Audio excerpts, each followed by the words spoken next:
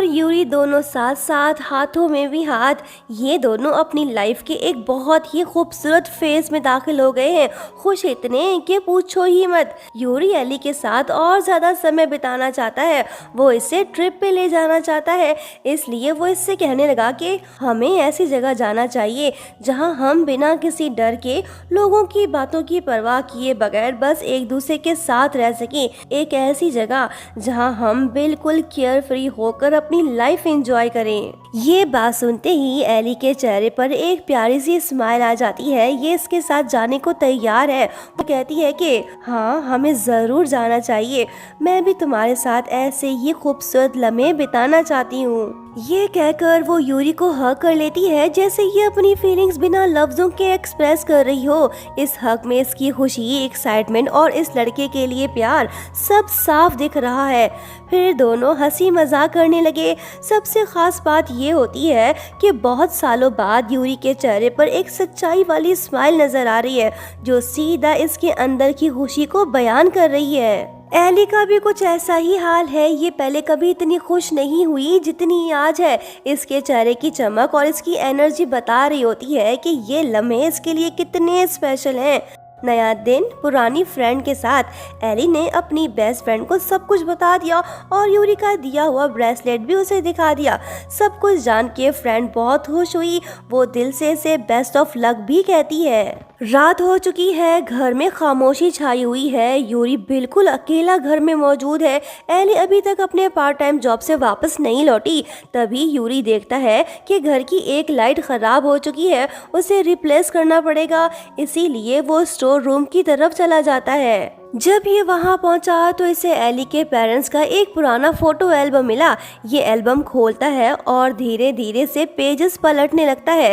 Eli के बचपन की फोटोज देख यूरी के चेहरे पर एक सॉफ्ट सी स्माइल आ जाती है। इसका दिल खुश हो जाता है। हर फोटो में एली की मासूमियत और उसकी खुशी क्लियरली नजर आ रही होती है, लेकिन अफसोस ये खुशी बस चंद ही पल के लिए थी। अचानक इसकी नजर एक ऐसे फोटो पर पड़ती है जिसे देखते ही वो बिल्कुल फ्रीज हो जाता है। फोटो में यूरी की मॉम एली के डैड के साथ होती है।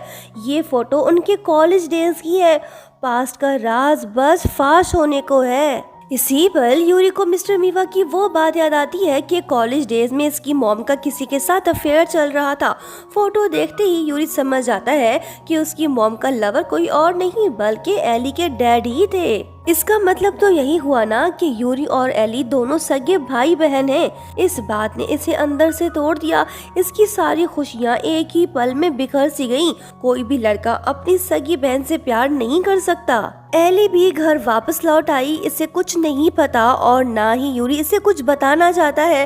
एली अपने साथ यूरी के लिए एक स्पेशल गिफ्ट भी ले आई, जो कि एक खूबसूरत वॉच है, जो इसने बड़े प्यार से यूरी के हाथ में पहनाया। लड़का बिल्कुल खामोश है। इसके चेहरे पर न पहले वाली खुशी है और ना ही पहले वाला प्यार। इसने बस एली को थैंक्स कहा।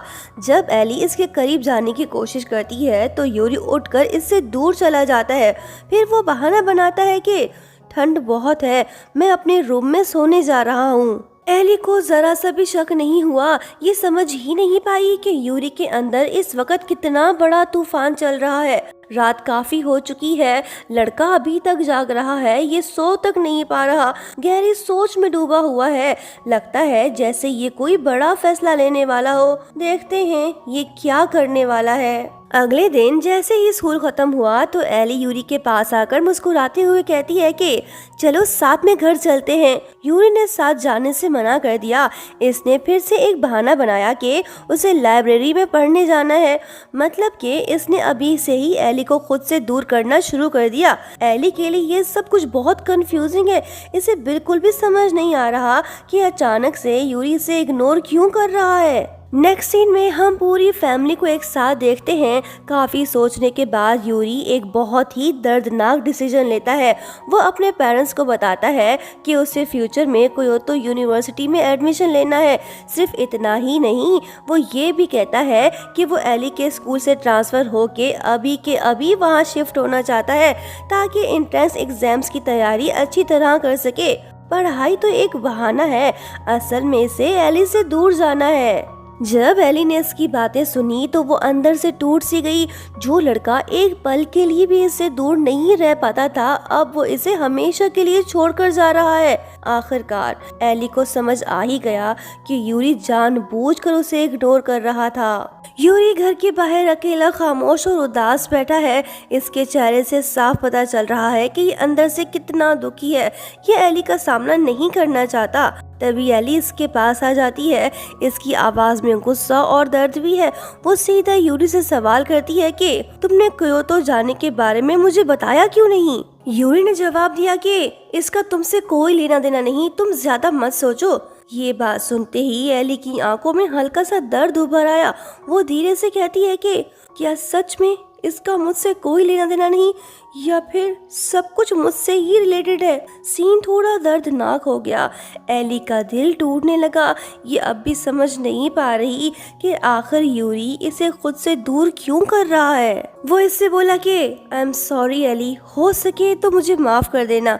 एली फौरन से पूछती है कि सॉरी, इसका क्या मतलब? तुम किस बात के लिए माफी मांग रहे हो? यूरी टूटे दिल के साथ जवाब देता है कि एली, अब मैं तुम्हें लवर की तरह नहीं देखता। जो स्पेशल फीलिंग्स मेरे दिल में थीं, अब वो खत्म हो चुकी हैं। वक्त रुक सा गया है। ऐसा लग रहा है जैसे इनका रिलेशनशिप टूट के बिखर सा गया हो। एली के लिए ये सच एक्सेप्ट करना ऑलमोस्ट नामुमकिन सा बन गया है। यूरी जैसे ही मुड़कर जाने लगा तो एली रो पड़ी। ये उसे रोकने की कोशिश करती है कि यूरी प्लीज मुझे छोड़कर मत जाओ, मेरे बारे में सोचो, मेरा क्या होगा? मैं तुमसे दूर नहीं रह सकती, तुम्हारी कोई गलती नहीं। अगर कुछ बुरा हुआ है तो मैं उसे ठीक कर दूंगी, प्लीज मत जाओ। ये इस लड़के से बेपनाह मोहब्बत करती है, लेकिन यूरी के कदम फिर भी नहीं रुक रहे। वो कहता है कि अब कुछ नहीं हो सकता, तुम मुझे धोखेबाज ही समझ लो, अब मैं तुमसे प्यार नहीं करता, मुझे जाना होगा, बाय। इतना कहकर वो वहाँ से चला गया। पीछे रह गई बेचारी एली, अकेली, टूटे दिल और उन यादों के साथ जो अब इसके लिए दर्द के अलावा कुछ नहीं। सो इस तरह यूरी ने ना चाहते हुए भी एली का दिल तोड़ दिया। वो इससे हमेशा के लिए जुदा हो गया। उसकी भी कोई गलती नहीं, वो अपनी जगह ठीक है। एली बेचारी पूरी रात रोती रही, लेकिन अब कुछ नहीं हो सकता। दोनों का ब्रेकअप हो चुका है। कहानी अभी खत्म नहीं हुई दोस्तों। अब सबसे बड़ा सवाल ये है कि क्या सच में ये दोनों भाई बहन हैं, या फिर कहानी में आने वाला है एक बड़ा ट्विस्ट।